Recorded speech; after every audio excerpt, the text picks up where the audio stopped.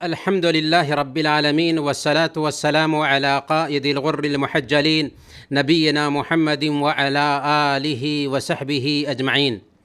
فاعوذ بالله السميع العليم من الشيطان الرجيم. بسم الله الرحمن الرحيم.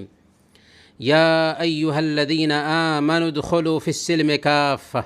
پیارے بھائیوں اور پردہ نشین ماؤں اور بہنوں، السلام علیکم ورحمۃ اللہ وبرکاتہ. آج ہماری گفتگو کا ٹاپک ہوگا، جیسا کہ ابھی آپ نے سنا، مثالی مسلمان اور اپنے رب کے ساتھ اس کا تعلق. پیارے بھائیوں اور دینی بہنوں، اسلام صرف تھیوری نہیں بلکہ پریکٹیکل لائف بھی ہے. قرآن ایک تھیوری ہے تو پیارے نبی صلی اللہ علیہ وسلم کی پاکیزہ زندگی پریکٹیکل نمونہ، اور محمد صلی اللہ علیہ وسلم کی بیوی حضرت خدیجہ رضی اللہ تعالی عنہا سے جب ایک مرتبہ پوچھا گیا تھا کہ اللہ کے نبی صلی اللہ علیہ وسلم کے اخلاق کیا تھے، تو انہوں نے کیا جواب دیا تھا؟ کہا تھا کہ کیا تو نے قرآن کا اسٹڈی نہیں کیا، قرآن کا مطالعہ نہیں کیا؟ کان خلقہ القرآن، آپ کا اخلاق قرآن تھا. کیا مطلب یہ کہ آپ صلی اللہ علیہ وسلم کی زندگی قرآن کا چلتا پھرتا نمونہ تھی. اگر عمل کی زبان میں قرآن کو سمجھنا چاہیں تو محمد صلی اللہ علیہ وسلم کی پاکیزہ زندگی کا اسٹڈی کر کے دیکھ لیں، یہی عمل کی زبان میں قرآن ہے. اسی طرح اللہ کے نبی صلی اللہ علیہ وسلم نے جن صحابہ کی تربیت کی تھی، وہ بھی ایک آئیڈیل مسلمان، مثالی مسلمان بن گئے تھے. وہ دنیا کی گئی گزری قوم تھے، ان کے اندر انسانیت نام کی کوئی چیز بھی پائی نہیں جاتی تھی. لیکن جب انہی لوگوں نے اسلام کو اپنایا، اسلام کو گلے لگایا، تو ایسے لوگ بنے کہ دنیا ان کی مثال پیش کرنے سے قاصر ہے. پھر یہی صحابہ جب دنیا کے کونا کونا میں پھیلے تو ان کے اخلاق کو دیکھ کر، ان کے کردار کو دیکھ کر، ان کے رویہ کو دیکھ کر لوگوں نے یہ پیغام لیا کہ جس کے اخلاق ایسے ہوں گے، جس کے رویے ایسے ہوں گے، جس کے کردار ایسے ہوں گے، اس کا دین کتنا اچھا ہوگا. چنانچہ انہوں نے ان لوگوں کے اخلاق، ان کے رویہ اور ان کے کردار کو دیکھ کر اسلام کو گلے لگا لیا.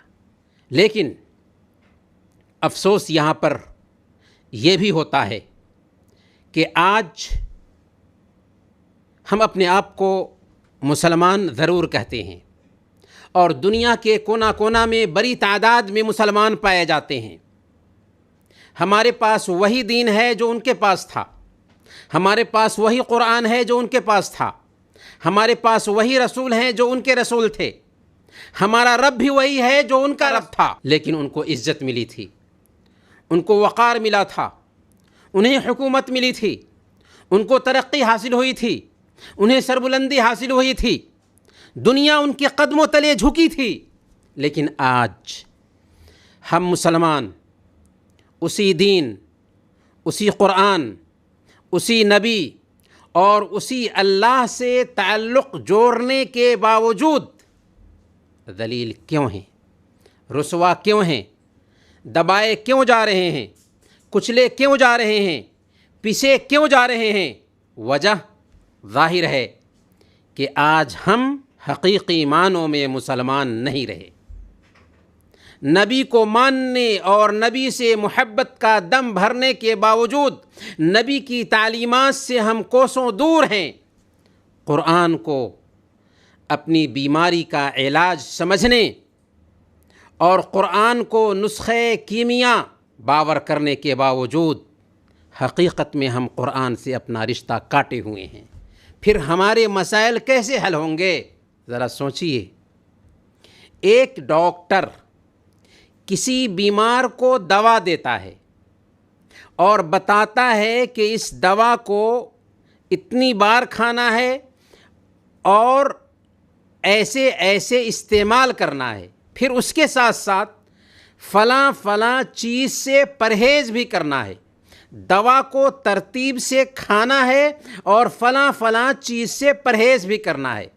لیکن مریض جب گھر جاتا ہے تو دوا ترتیب سے نہیں کھاتا، جب دل چاہا تب کھا لیا، جیسے چاہا ویسے کھا لیا، اور جن چیزوں سے پرہیز کرنا تھا ان چیزوں سے پرہیز بھی نہیں کرتا۔ اب آپ دل کو ٹٹولیے اور من سے پوچھئے کہ کیا ایسے مریض کی بیماری ٹھیک ہوگی؟ جواب یہی ہوگا کہ قطعاً ایسے بیمار کی بیماری ٹھیک نہیں ہو سکتی۔ بالکل یہی حال آج ہم مسلمانوں کا ہے۔ سربلندی کے لیے، عزت کے لیے، ترقی کے لیے اللہ تعالیٰ نے ایک شرط رکھی تھی، اور وہ شرط یہ ہے کہ تم مثالی مسلمان بن جاؤ۔ مثالی مسلمان بن جاؤ گے تو عزت تمہیں ملے گی، دولت تمہیں ملے گی، سربلندی تمہیں حاصل ہوگی، دنیا پر راج تم کرو گے۔ لیکن ہم مثالی مسلمان بننے سے رہے، جس کی وجہ سے ذلت ہمارا مقدر ٹھہری۔ ہمارے رب کا وعدہ تھا، ہے، اور قیامت کے دن تک رہے گا، وَأَنْتُمُ الْأَعْلَوْنَ إِن كُنتُم مُؤْمِنِينَ، تم ہی سر بلند رہو گے، لیکن شرط کیا ہے؟ اگر تم مومن رہے، اگر تم مثالی مسلمان بن گئے، عزت تمہیں ملے گی، دولت تمہیں ملے گی، سربلندی تمہیں حاصل ہوگی۔ آج بھی ہو جو ابراہیم سا ایماں پیدا، آگ کر سکتی ہے اندازے گلستاں پیدا۔ فدائے بدر پیدا کر، فرشتے تیری نصرت کو، اتر سکتے ہیں گردوں سے قطار اندر قطار اب بھی۔ اس لیے ضرورت ہے کہ ہم جانیں کہ ایک مثالی مسلمان کی زندگی کیسی ہوتی ہے، ایک مسلمان کا معاملہ اپنے رب کے ساتھ کیسا ہوتا ہے، ایک مسلمان کا معاملہ اپنے نبی کے ساتھ کیسا ہوتا ہے، ایک مسلمان کا معاملہ قرآن کے ساتھ کیسا ہوتا ہے، ایک مسلمان کا معاملہ اپنے نفس کے ساتھ کیسا ہوتا ہے، ایک مسلمان کا معاملہ اپنے ماں باپ کے ساتھ کیسا ہوتا ہے، ایک مسلمان کا معاملہ اپنی بیوی کے ساتھ کیسا ہوتا ہے، ایک مسلمان کا معاملہ اپنی اولاد کے ساتھ کیسا ہوتا ہے، ایک مسلمان کا معاملہ اپنے رشتہ داروں کے ساتھ کیسا ہوتا ہے، ایک مسلمان کا معاملہ اپنے پڑوسیوں کے ساتھ کیسا ہوتا ہے، ایک مسلمان کا معاملہ اپنے دوستوں اور احباب کے ساتھ کیسا ہوتا ہے، ایک مسلمان کا معاملہ اپنے سماج کے ساتھ کیسا ہوتا ہے، ایک مسلمان کا معاملہ غیر مسلموں کے ساتھ کیسا ہوتا ہے، اور ایک مسلمان کا معاملہ تمام مخلوقات کے ساتھ کیسا ہوتا ہے۔ ایک آئیڈیل مسلمان کی زندگی کیسی ہوتی ہے، اسے جاننا وقت کی ضرورت ہے تاکہ ہم حقیقی معنوں میں مسلمان بن سکیں۔ آج کی اس مجلس میں ہم صرف اس ٹاپک پر بات کریں گے کہ ایک آئیڈیل مسلمان کا معاملہ اپنے رب کے ساتھ کیسا ہوتا ہے، اپنے پیدا کرنے والے کے ساتھ کس طرح کا ہوتا ہے۔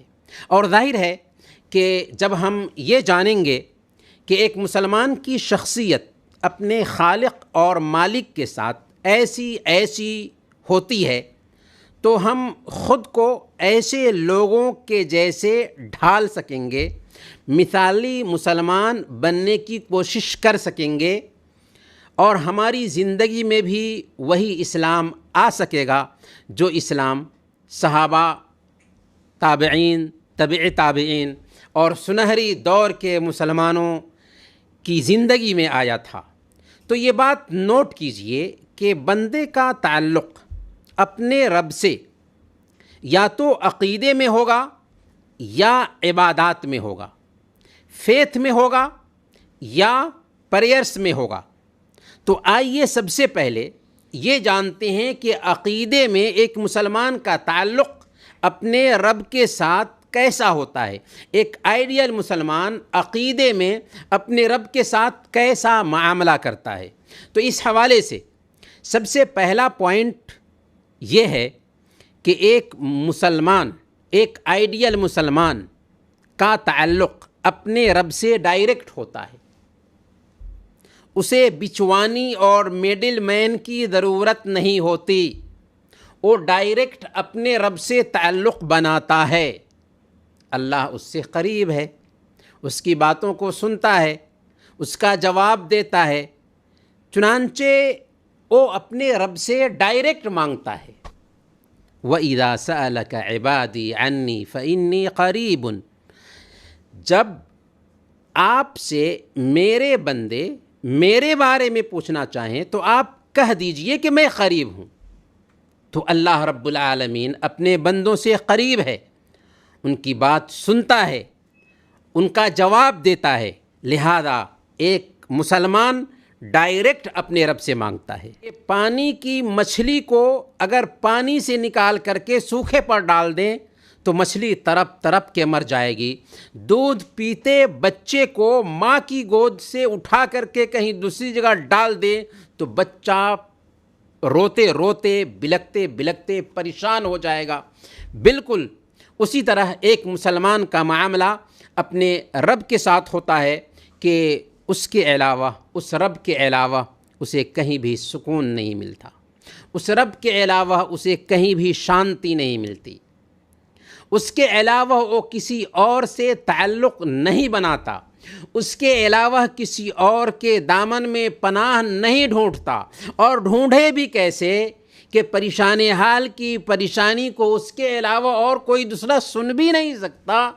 اللہ تعالیٰ نے فرمایا اَمَّن يُجِيبُ الْمُضْطَرَّ اِذَا دَعَاهُ وَيَكْشِفُ السُّوءَ وَيَجْعَلُكُمْ خُلَفَاءَ الْأَرْضِ أَإِلَٰهٌ مَّعَ اللَّهِ، کون ہے جو پریشان حال کی پریشانی کو سنتا ہے، اسے دور کرتا ہے اور تمہیں زمین میں خلافت عطا کرتا ہے کوئی اللہ کے علاوہ؟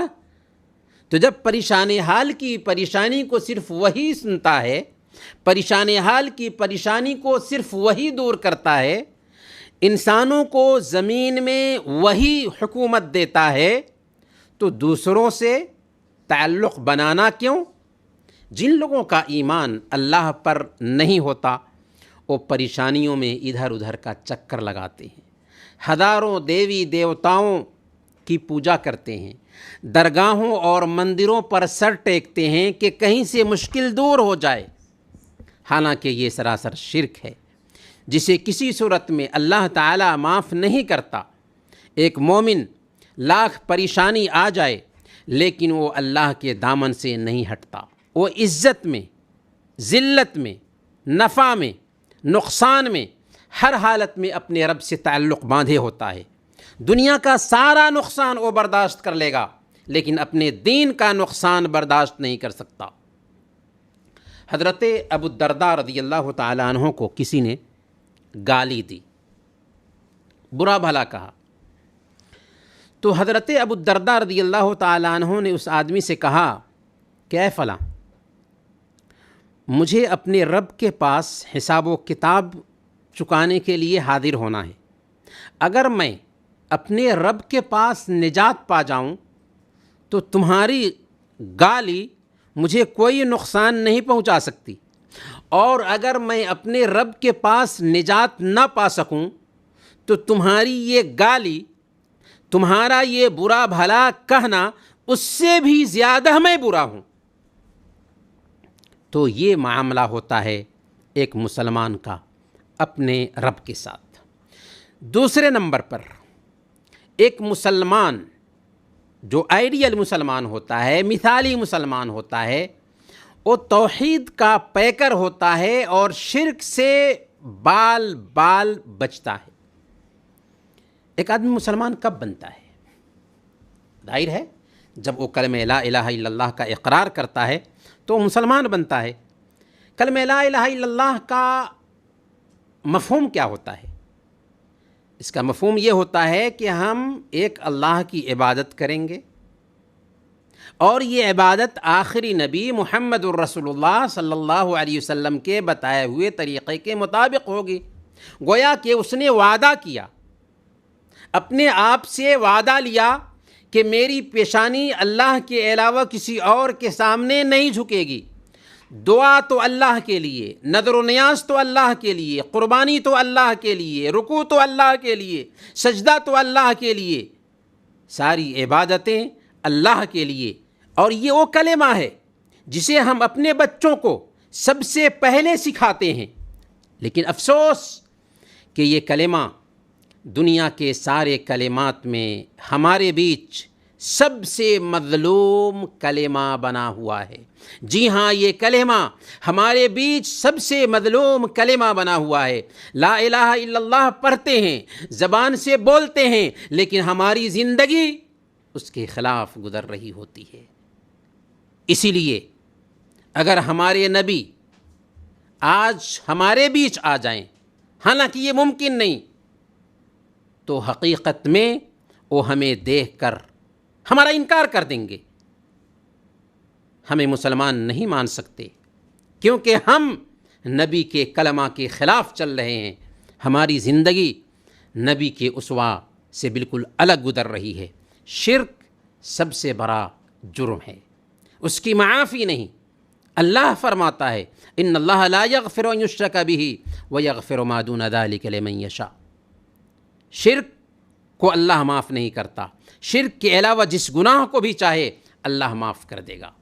وہ نبی جس نے کہنے والے سے جب کہا تھا کہ جو اللہ چاہے اور آپ چاہیں، جو اللہ چاہے اور آپ چاہیں، تو اس نبی کو یہ لفظ بھی گوارا نہیں ہوا سننا کہ ما شاء اللہ وشئت، جو اللہ چاہے اور آپ چاہیں، اور کہا اجعلتنی للہ ندًا، کہ کیا تم نے مجھے اللہ کے برابر کر دیا۔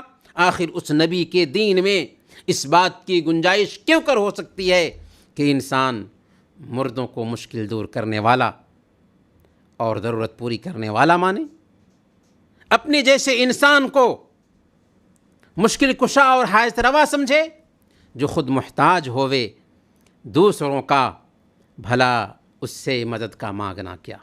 تو دوسرے نمبر پر آئیڈیل مسلمان توحید کا پیکر ہوتا ہے اور شرک سے بال بال پرہیز کرتا ہے۔ تیسرے نمبر پر مثالی مسلمان اللہ کی نگرانی میں ہوتا ہے۔ آج کمپنیوں میں سی سی کیمرے لگے ہوتے ہیں لوگوں کی نگرانی کرنے کے لیے، لیکن ایک مسلمان ہمیشہ اپنے رب کے کیمرے تلے اپنے آپ کو پاتا ہے۔ اس کا عقیدہ ہوتا ہے کہ اللہ ہر جگہ نہیں اور نہ ہی دل میں ہے، بلکہ وہ عرش پر ہے، عرش پر مستوی ہے، لیکن اس کے باوجود وہ ہماری باتیں سنتا ہے، کیونکہ اس کی ایک صفت ہے السمیع، سب کچھ سننے والی ذات۔ وہ ہماری نگرانی کر رہا ہے کیونکہ اس کی ایک صفت ہے الرقیب، ہر چیز کی نگرانی کرنے والی ذات۔ وہ ہمیں دیکھ رہا ہے کیونکہ اس کی صفت ہے البصیر، سب کچھ دیکھنے والی ذات۔ وہ ہمیں جان رہا ہے کیونکہ اس کی ایک صفت ہے العلیم، سب کچھ جاننے والی ذات۔ تو ہم جس رب سے معاملہ کرتے ہیں وہ ہم سے چھپا ہوا نہیں ہے، وہ ہم سے اوجھل نہیں ہے، وہ ہمیں دیکھ رہا ہے، ہماری باتوں کو سن رہا ہے، ہمیں جان رہا ہے، اور ہم جہاں کہیں بھی رہیں، 70 دروازے بھی بند کر لیں، وہاں بھی ہماری نگرانی کر رہا ہے۔ وہ دلوں کے بھید اور آنکھوں کی خیانت کو بھی جانتا ہے، وہ انسانی دلوں میں پیدا ہونے والے جذبات سے بھی واقف ہے۔ اللہ تعالیٰ نے فرمایا سورہ المومن آیت نمبر 20، یعلم خائنۃ الاعین وما تخفی الصدور۔ وہ آنکھوں کی خیانت، راستے سے گزر رہے تھے، کسی گندی جگہ پر نظر ڈالا، نظر بچا کر یہ سوچتے ہوئے کہ کوئی نہیں دیکھ رہا ہے، جبکہ ہمارے رب کا کہنا ہے کہ وہ آنکھوں کی خیانت کو بھی جانتا ہے، بلکہ دلوں میں جو چھپے ہوئے راز ہوتے ہیں، سینوں میں جو چھپی ہوئی باتیں ہوتی ہیں، ان باتوں کو بھی ہمارا رب جانتا ہے۔ اس کا حکم ہے لا جرم ان اللہ یعلم ما یسرون وما یعلنون، یقیناً اللہ تعالیٰ ہر اس چیز کو جو لوگ چھپاتے ہیں اور ظاہر کرتے ہیں سب کو جانتا ہے۔ یہ احساس جب ایک آئیڈیل مسلمان، ایک مثالی مسلمان کے اندر پیدا ہوتا ہے تو اس کی زندگی کیسی ہوتی ہے؟ اس کی زندگی میں چوکسی آ جاتی ہے۔ وہ خود کو ایسے دیکھتا ہے جیسے اس کے سامنے کیمرہ لگا ہوا ہو، اور اس کی ایک ایک حرکت اور اس کا ایک ایک پل ریکارڈ کیا جا رہا ہو۔ اب وہ بند اکیلے کیوں نہ ہو، کاروبار میں کیوں نہ ہو، ڈیوٹی میں کیوں نہ ہو، مجلس میں کیوں نہ ہو، خلوت میں کیوں نہ ہو، جلوت میں کیوں نہ ہو، کسی سے بات کیوں نہ کر رہا ہو، جہاں کہیں بھی ہو، جس جگہ بھی ہو، اللہ کی نگرانی کو اپنے اوپر طاری رکھتا ہے۔ اللہ رب العالمین کا ڈر اپنے دل میں بسائے رکھتا ہے۔ کہتے ہیں کہ زلیخا جب حضرت یوسف علیہ السلام کو اکیلے میں لے گئی تو اس نے مورتی پر پردہ ڈال دیا۔ حضرت یوسف علیہ السلام نے کہا کہ تو اس پتھر کا لحاظ کر رہی ہے اور میں خالق کائنات کو پیدا کرنے والے رب کا لحاظ نہ کروں؟ آپ نے وہ واقعہ سنا ہوگا، عمر فاروق رضی اللہ تعالی عنہ کا واقعہ، بہت ہی مشہور واقعہ ہے۔ ایک مرتبہ عمر فاروق رضی اللہ تعالی عنہ اپنی رعایا کی خبرگیری کے لیے رات میں دیہاتوں کا چکر لگا رہے تھے کہ گھر سے آواز آئی، بیٹی اٹھو اور دودھ میں پانی ملا دو۔ بیٹی نے کہا کہ امی جان، ہم ایسا کیسے کر سکتے ہیں جبکہ خلیفہ اور ان کے منادی نے ایسا کرنے سے منع کیا ہے۔ ماں نے کہا، بیٹی کیا خلیفہ یا ان کے منادی ابھی تمہیں دیکھ رہے ہیں؟ جلدی اٹھو، دودھ میں پانی ملا دو، بیچتے وقت پیسے زیادہ آئیں گے۔ بیٹی نے کہا، امی جان، اگر ہمیں خلیفہ اور اس کے منادی نہیں دیکھ رہے ہیں تو کیا ہوا؟ ولیکن یا اماں این اللہ، لیکن امی جان بتاؤ اللہ کہاں ہے؟ اللہ تو ہمیں دیکھ رہا ہے، اس سے ہم کیسے چھپ سکتے ہیں؟ یہ ہے ایک آئیڈیل مسلمان کی پہچان۔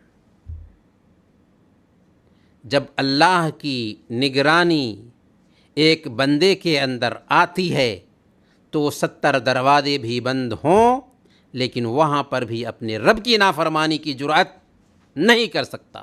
لیکن جب اس نگرانی کا احساس ذہن سے اوجھل ہوتا ہے تو بغیر کسی جھجھک کے اللہ کے احکام کو پامال کرتا ہے۔ وہ یہ سمجھ رہا ہے کہ کوئی نہیں دیکھ رہا ہے، لیکن وہاں پر بھی اس کا رب دیکھ رہا تھا۔ تو معمولی پانی کے قطرہ سے پیدا ہونے والے انسان سے وہ شرم کر رہا ہے، لیکن خالق کائنات سے اسے شرم نہیں، کیونکہ وہ آئیڈیل مسلمان نہیں ٹھہرا۔ جو یہ عقیدہ رکھتا ہے کہ اللہ ہماری نگرانی کر رہا ہے، ہمیں دیکھ رہا ہے، ہمیں جان رہا ہے، ہماری ایک ایک حرکت سے آگاہ ہے، وہ قطعاً اکیلے میں بھی، خلوت میں بھی، تنہائی میں بھی گناہ نہیں کر سکتا، اپنی خلوت کو بھی گناہوں سے آلودہ نہیں کر سکتا۔ آسمان اور زمین کے خالق سے ایک انسان کو شرم نہ آئے اور معمولی پانی کے ایک قطرہ سے پیدا کرنے والے انسان سے شرمائے، ایسا کیسے ہو سکتا ہے؟ تو پیارے بھائیوں اور دینی بہنوں، ایک مسلمان جو ہوتا ہے اس کی خلوت بھی، اس کی تنہائی بھی پاکیزہ ہوتی ہے، اس کی تنہائی بھی پاک ہوتی ہے۔ اکیلے میں بھی وہ اپنے رب کو نگراں سمجھتا ہے، اللہ کی نگرانی میں اپنے آپ کو پاتا ہے، اور خلوت اور جلوت ہر وقت اپنے آپ کو ایک طرح کا محسوس کرتا ہے۔ چوتھے نمبر پر، ایک مسلمان ہمیشہ توبہ اور استغفار کرتا رہتا ہے۔ وہ ہر وقت خود کا جائزہ لیتا ہے، اگر اس سے غلطی ہو گئی تو ٹال مٹول نہیں کرتا، اپنی غلطی پر فوراً شرمندہ ہوتا ہے، فوراً توبہ کرتا ہے۔ انسان ہے، انسان کے ناطے غلطی ہو جاتی ہے، لیکن آئیڈیل مسلمان جو ہوتا، مثالی مسلمان جو ہوتا ہے، بار بار غلطی نہیں کرتا، بار بار گناہ نہیں کرتا، بلکہ فوراً توبہ کرتا ہے، اللہ سے گر گراتا ہے، اس سے معافی مانگتا ہے۔ اللہ تعالیٰ نے فرمایا سورہ الاعراف آیت نمبر 201، ان الذین اتقوا اذا مسهم طائف من الشیطان تذکروا فاذا هم مبصرون، کہ جو لوگ اللہ کا ڈر دل میں بساتے ہیں، انہیں جب شیطان کی طرف سے کوئی خیال چھو جاتا ہے، شیطانی وسوسہ آتا ہے، تو چونک اٹھتے ہیں، متنبہ ہو جاتے ہیں، پھر وہ صاف دیکھنے لگتے ہیں، اپنے آپ کو سدھار لیتے ہیں، اپنی حالت کو ٹھیک کرنے لگ جاتے ہیں۔ صحیح بخاری کی روایت ہے، حضرت عبداللہ بن مسعود رضی اللہ تعالی عنہ مومن کی صفت بیان کرتے ہوئے فرماتے ہیں کہ ان المؤمن یری ذنوبہ کأنہ قاعد تحت جبل یخاف ان یقع علیہ وان الفاجر یری ذنوبہ کذباب مر علی انفہ فقال بہ ہکذا، کہ ایک مومن اپنے گناہوں کو ایسے سمجھتا ہے، ایسا محسوس کرتا ہے جیسے وہ کسی پہاڑ کے نیچے بیٹھا ہوا ہو، کسی پہاڑ کے نیچے بیٹھا ہوا ہو، اور ڈر ہو کہ ایسا نہ ہو کہ پہاڑ گر جائے اور وہ مر جائے۔ جبکہ ایک گناہ گار، فاسق و فاجر گناہوں کو ایسے محسوس کرتا ہے جیسے مکھی اڑتے ہوئے اس کی ناک کے پاس آ کر کے بیٹھی اور اس نے ہاتھ سے یوں اشارہ کر دیا۔ جی ہاں، مثالی مسلمان اپنے گناہوں کو بہت خطرناک سمجھتا ہے، اگر انسان ہونے کے ناطے اس سے گناہ ہو گیا تو پریشان ہو جاتا ہے، جبکہ فاسق و فاجر گناہ پر گناہ کرتا جاتا ہے اور اسے گناہ کا احساس بھی نہیں ہوتا۔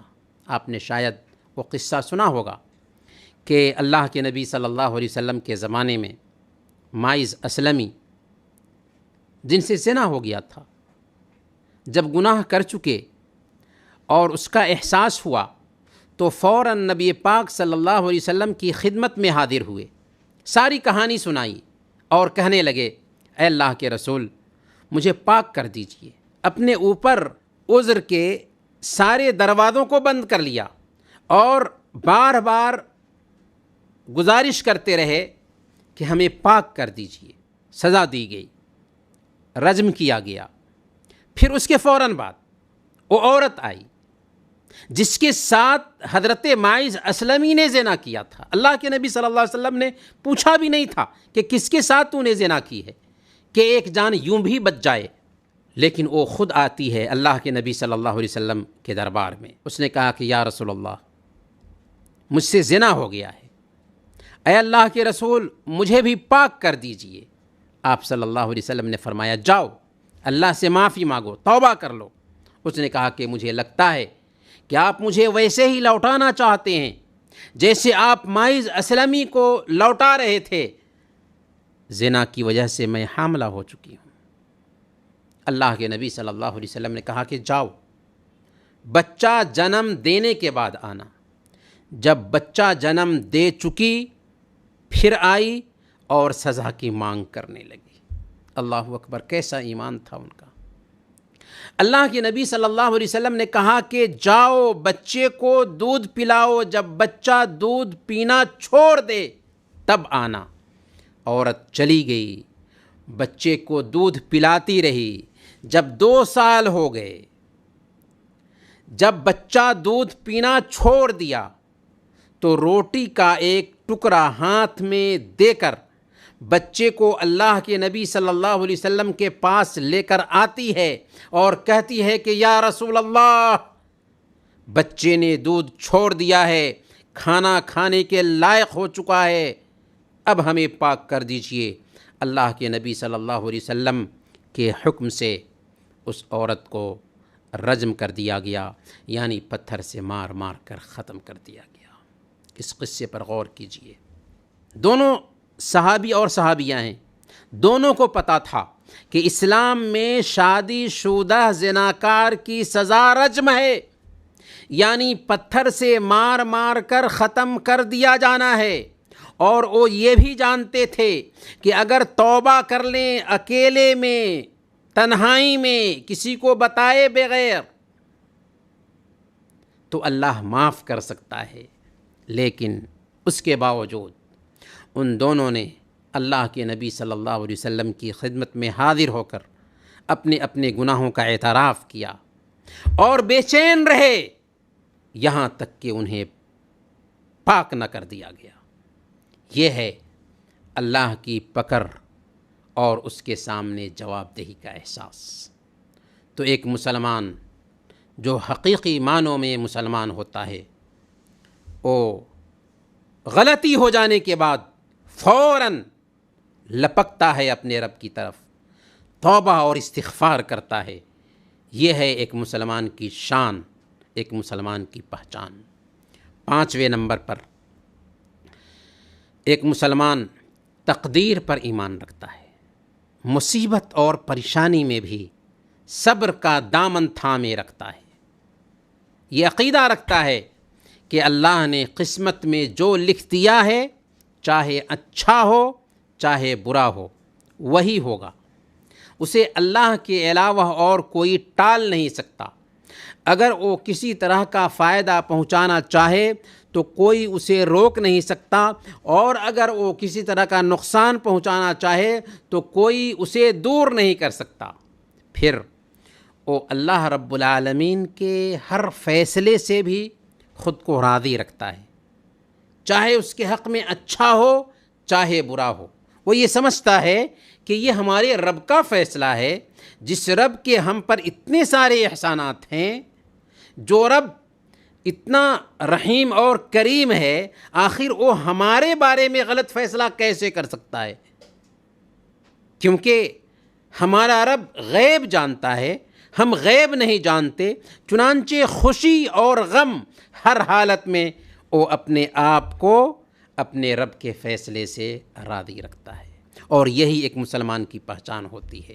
صحیح مسلم کی روایت ہے، اللہ کے نبی صلی اللہ علیہ وسلم نے ارشاد فرمایا، عجبا لامر المسلم ان امرہ کلہ خیر ان اصابتہ سراء شکر فکان خیر اللہ وان اصابتہ ضراء صبر فکان خیر اللہ، کہ مومن کا معاملہ کیا ہی اچھا ہوتا ہے، ہر حالت میں اس کے لیے بہتری ہوتی ہے۔ اگر خوشی ملتی ہے تو وہ اللہ کا شکر بجا لاتا ہے اور اس میں اس کے لیے بہتری ہوتی ہے، غم لاحق ہوتا ہے تو وہ صبر کرتا ہے اور اس میں اس کے لیے بہتری ہوتی ہے۔ اور جب ایک مسلمان تقدیر پر ایمان لاتا ہے، پریشانی میں بھی صبر کرتا ہے، تو اس کا کیا اثر ہوتا ہے مسلمان کی زندگی پر، اور پھر اس زندگی سے دوسرے لوگ کیا اثر لیتے ہیں؟ ڈاکٹر عائض القرنی حفظہ اللہ نے یہ واقعہ بیان کیا کہ ایک امریکی مستشرق جس کا نام بولدی تھا، ہمیشہ ٹینشن میں جیتا تھا۔ اس نے سوچا کہ دیہاتی زندگی اختیار کیا جائے، چنانچہ مغرب یعنی موراکو کی دیہات میں گیا، مسلمانوں کے بیچ رہا۔ ایک دن اچانک آندھی آئی، مسلمانوں کی بہت ساری بکریاں مر گئیں۔ مسلمانوں نے کہا قدر اللہ وما شاء فعل، تقدیر کا لکھا تھا، اللہ نے جو چاہا ہوا۔ اسے تعجب ہوا کہ یہ کیسی قوم ہے کہ ان کا اتنا سارا نقصان ہوا اور یہ کہتے ہیں قدر اللہ وما شاء فعل۔ ایک دوسری مرتبہ مسلمانوں کے ساتھ وہ سفر کر رہا تھا، ایکسیڈنٹ ہوا، اس میں بھی بہت سارے لوگوں کو چوٹ آئی، نقصان ہوا، سب کی زبان پر تھا قدر اللہ وما شاء فعل۔ اس مستشرق نے مسلمانوں کے اس رویے کو دیکھا تو بہت متاثر ہوا، اور اس نے ایک کتاب لکھی جس کا نام رکھا تھا جنت اللہ فی الارض، دھرتی میں اللہ کی جنت، زمین پر اللہ کی جنت۔ گویا کہ حقیقی معنوں میں جب ایک مسلمان آئیڈیل مسلمان ہوتا ہے، ایک مسلمان مثالی مسلمان ہوتا ہے تو وہ زمین پہ چل رہا ہوتا ہے، لیکن وہ اللہ کی جنت میں ہوتا ہے، وہ دنیا میں ہوتا ہے لیکن اس کو جنت کا مزہ مل رہا ہوتا ہے۔ چھٹے نمبر پر ایک مسلمان اللہ کے حکموں کے سامنے سر جھکا دینے والا ہوتا ہے۔ وہ اللہ جس نے اسے پیدا کیا، بنایا، سنوارا، ظاہر سی بات ہے کہ پیدا کرنے والا، بنانے والا اپنی پیدا کی ہوئی اور بنائی ہوئی چیز کے بارے میں زیادہ جانتا ہے کہ اسے کون سی چیز فائدہ پہنچانے والی ہے اور کون سی چیز نقصان پہنچانے والی ہے۔ اس طرح اس رب نے ہمیں جو قانون دیا ہے، اس رب نے ہمارے لیے جو سلیبس بھیجا ہے، یہ سلیبس ہمارے ہی ہت میں ہوگا۔ یہ الگ بات ہے کہ اس کے کچھ قانون ہمیں سمجھ میں نہ آ رہے ہوں، کیونکہ اللہ فرماتا ہے وَمَا أُوتِيتُم مِّنَ الْعِلْمِ إِلَّا قَلِيلًا، تمہیں بہت کم علم دیا گیا ہے۔ ذرا دیکھیے، ایک ڈاکٹر دوا لکھ کر مریض کو دیتا ہے اور بتاتا ہے کہ بھئی دیکھو فلاں فلاں دوا اتنی اتنی مرتبہ کھانا ہے اور فلاں فلاں دوا اتنی اتنی مرتبہ کھانا ہے۔ ہم جب گھر آتے ہیں تو ڈاکٹر جیسے تشخیص کیے ہوتا ہے بالکل ویسے ہی دوا کا استعمال کرتے ہیں۔ 2 مرتبہ تو 2 مرتبہ، 2 دانہ تو 2 دانہ، اس سے زیادہ ہم نہیں کھاتے۔ کیوں؟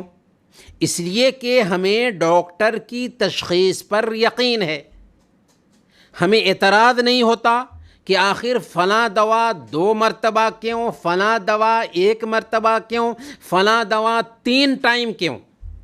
اسی طریقے سے جب ایک مسلمان اپنی عقل سے کام لے کر اور فطری دلائل کی روشنی میں اپنے پیدا کرنے والے کی کھوج کر لیتا ہے، وہ سمجھ لیتا ہے کہ عقل اس بات کا تقاضا کرتی ہے کہ اس دنیا کا ایک پیدا کرنے والا ہو۔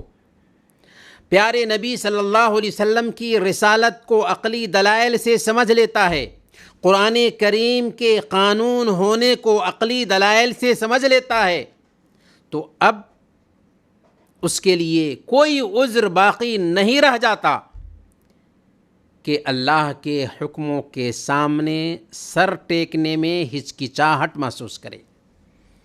اب وہ اپنے من اور مزاج کے مطابق نہیں چلتا، بلکہ اللہ اور اس کے رسول کے حکموں کے سامنے سر ٹیک دینے والا بن جاتا ہے، کیونکہ ہمارے حبیب نے بیان فرمایا لا یؤمن احدکم حتی یکون ہواہ تبعا لما جئت بہ، تم میں سے ایک آدمی اس وقت تک مومن نہیں ہو سکتا جب تک کہ اس کے جذبات میری لائی ہوئی شریعت کے تابع نہ ہو جائیں۔ آئیڈیل مسلمان اللہ کے حکموں کے سامنے سر ٹیک دینے والا ہوتا ہے، اللہ اور اس کے رسول کے حکموں کے سامنے سر جھکا دینے والا ہوتا ہے۔ فلا وربک لا یؤمنون حتی یحکموک فیما شجر بینہم ثم لا یجدوا فی انفسہم حرجا مما قضیت ویسلموا تسلیما۔ اللہ فرماتا ہے کہ تیرے رب کی قسم، وہ مومن ہو ہی نہیں سکتے جب تک کہ اپنے آپسی اختلافات میں آپ کو فیصل نہ بنا لیں، اور جو کچھ بھی آپ فیصلہ کر دیں راضی برضا اسے قبول نہ کر لیں اور دل میں کسی طرح کی تنگی محسوس نہ کریں۔ ایک مسلمان 7ویں نمبر پر اپنے ماتحتوں اور گھر والوں کے بارے میں جواب دہی کا احساس رکھتا ہے۔ اللہ تعالیٰ نے فرمایا سورۃ تحریم آیت نمبر 6 یا ایھا الذین آمنوا قوا انفسکم واہلیکم نارا، اے ایمان والو اپنے آپ کو اور اپنے گھر والوں کو جہنم کی آگ سے بچاؤ۔ یعنی ایک مسلمان اپنے آپ کو اور اپنے گھر والوں کو جہنم کی آگ سے یوں بچاتا ہے کہ اطاعت کے کام کرتا ہے اور نافرمانی سے بچتا ہے، اور اپنے گھر والوں کو بھی اطاعت کا حکم دیتا ہے اور نافرمانی سے روکتا ہے، انہیں اچھی باتیں سکھاتا ہے۔ ایک باپ سے پوچھا جائے گا کہ اپنے ماتحتوں کے بارے میں اگر اس نے کوتاہی کی تھی تو کل قیامت کے دن اس کو جواب دینا ہے۔ اولاد رب کے پاس شکایت کر سکتی ہے کہ اے اللہ میرے باپ نے مجھے سب کچھ دیا، اعلیٰ سے اعلیٰ تعلیم دلائی، لیکن دین سے محروم رکھا، مجھے دین پر نہیں ابھارا۔ ایک شوہر پوچھا جائے گا اپنی بیوی کے بارے میں کہ اس نے اپنی بیوی کو اطاعت کا حکم دیا یا نہیں دیا۔ ایک عورت سے پوچھا جائے گا اپنی اولاد کے بارے میں کہ اس نے اپنی اولاد کی دین پر تربیت کی یا نہیں کی۔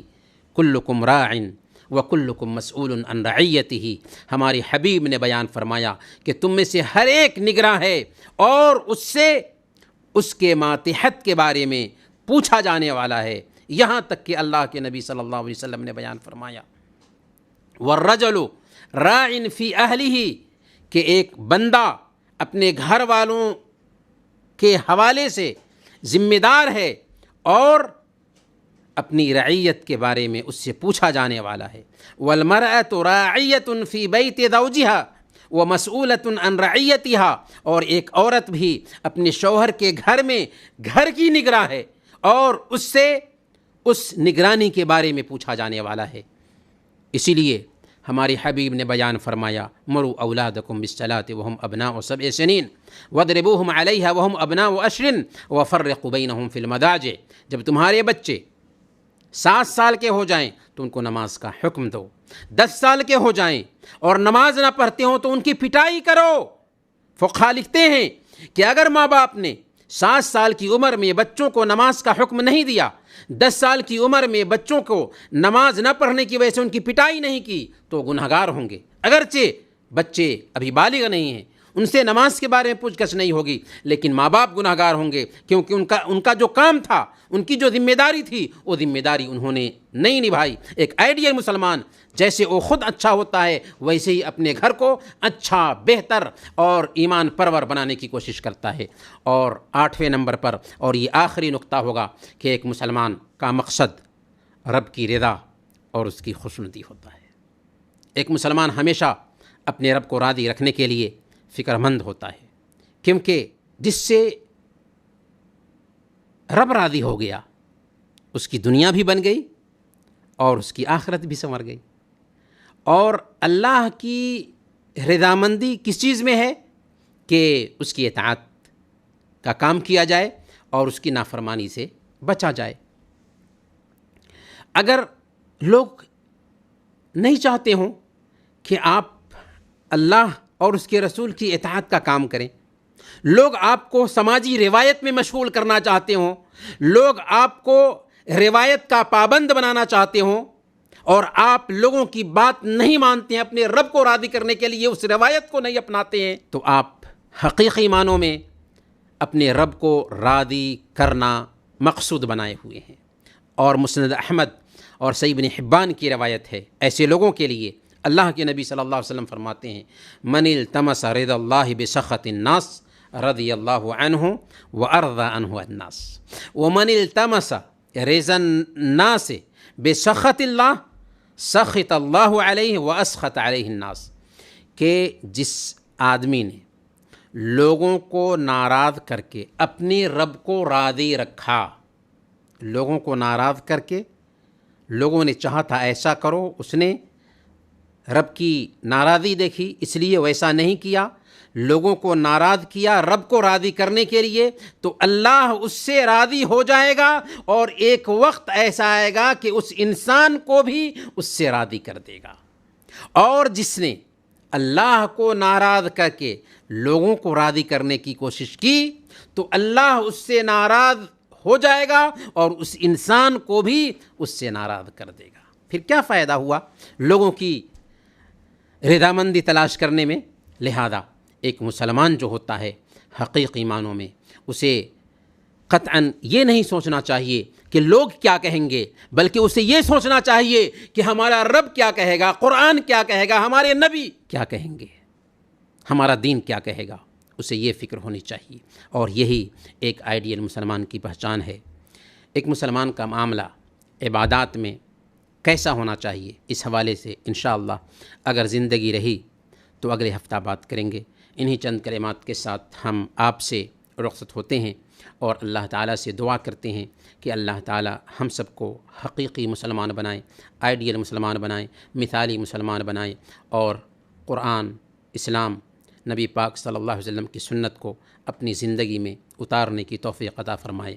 آمین۔ وصلی اللہ علی نبینا محمد وعلی آلہ وصحبہ اجمعین۔